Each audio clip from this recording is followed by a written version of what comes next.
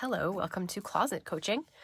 Excuse my nasal congestion. I am still not really feeling well. But I wanted to talk about the concept of having a coping strategy in place. So I don't know if this is an official term or anything, but I find it a useful concept. So we typically come up with, or sometimes people can feel like the certainty of having steps to follow is really reassuring. It's familiar. It makes you feel like more grounded and concrete about things.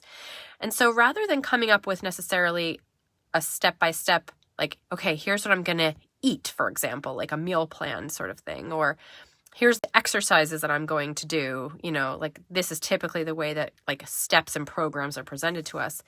Having a coping plan in place for post-binge or a body image attack can be really helpful to ground you in those moments when you feel, because when we have a binge or we have a bad body image attack, it can feel really, all of a sudden you're outside of your window of tolerance and you're sort of in like a panic mode and you're not really thinking, you're just caught up in a lot of emotions and like your limbic system is just like haywire and running the show and you're not able to access like your thinking brain. You're not very rational at that point. And so if you have like written down pre-planned,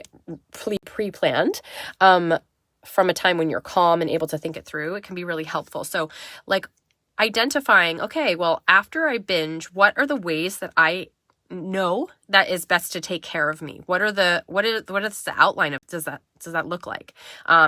Or in the heat of the moment when I've tried on some clothes and I'm looking in the mirror and I'm freaking out, what are some things that I know are helpful for me to remember or to do or to remind myself, that I can use when I'm too frantic to, like come up with it in the moment, and sort of creating a coping plan for yourself based on strategies that you know that will help you, and then pulling it out when you need it, can be really another way of coping and a helpful way for people, especially who like to have things like in black and white and like outlined and steps to follow. So if that will help any of you out there, I hope that this inspires you to make one for yourself. See you tomorrow.